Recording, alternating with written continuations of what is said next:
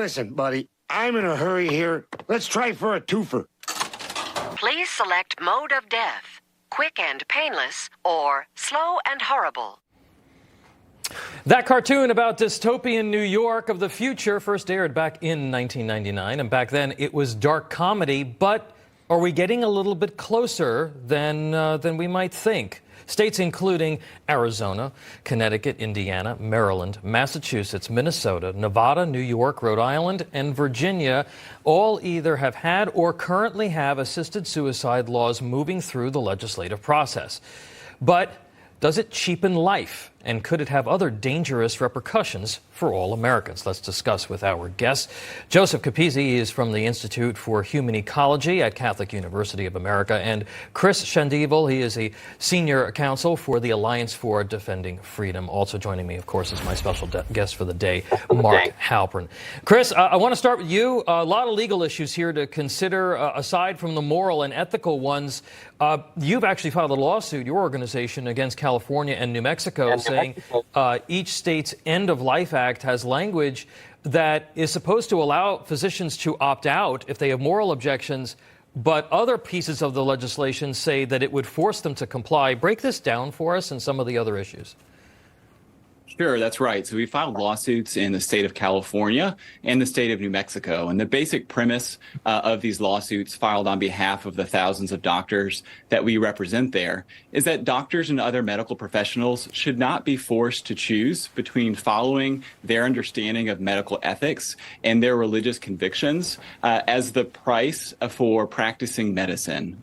Medicine and healthcare are supposed to be about helping and healing. And instead, a lot of these states that have already passed laws legalizing assisted suicide are requiring doctors to participate in the process of helping their patients kill themselves. And what our doctors have said in these lawsuits is that that's just not something that they can do. It's fundamentally incompatible with their understanding of the practice of medicine. They take the same position as the American Medical Association, which recently reaffirmed its opposition to assisted suicide because it's incompatible with the physician's role as healer, because of the broad societal risks that it's going to have more broadly, and because of the really negative impact on the people who are going to be uniquely disadvantaged and put at risk by these laws. And Joseph, you know, one of the things that we've seen is that the left is starting to now push to say, well, you don't necessarily have to be terminally ill. Maybe if you're mentally ill, there are understandable moral concerns here and a slippery slope that could target vulnerable populations, people like mentally ill, people suffering from clinical depression, children who have developmental issues. Talk to us about the dangers of encouraging this in our society. Sure. As you and Chris are suggesting, one of the things that we're going to see as a consequence of push for suicide is precisely transformation of what it means to be living and thriving.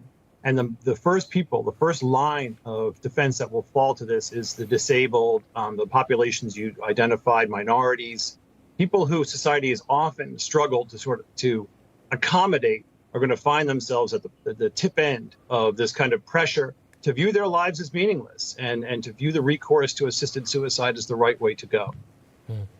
Mark, you know, over the last year, we've all talked a lot about how Republicans didn't quite read the mood on abortion correctly, and that had implications in 2022.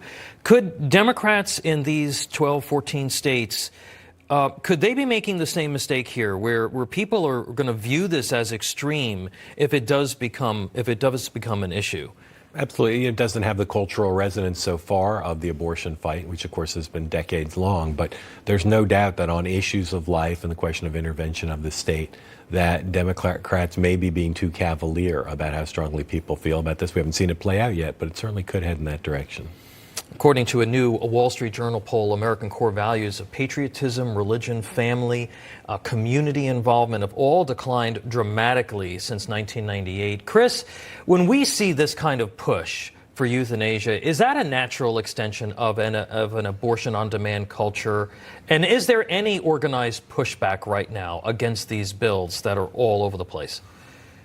Sure. So ADF is definitely pushing back across the country to these bills because they're really being promoted to the general public based on several falsehoods. So they're being promoted based on this assumption that you can that there's a legally and morally sound way to implement these laws without endangering the lives of vulnerable populations like the sick, the elderly, the disabled. And the reality is, in the states where it's been legalized, the so-called safeguards don't last, and they also don't work. So that's why we have been speaking up, and the doctors we represent have been speaking out as well. Joseph, 15 seconds real quick. I'll give you the last word about the broader implications for society on this.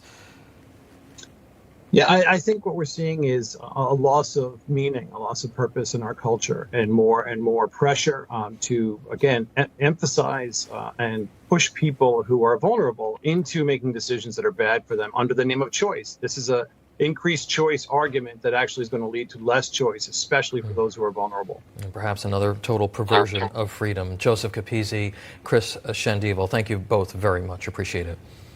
Thanks for having us on.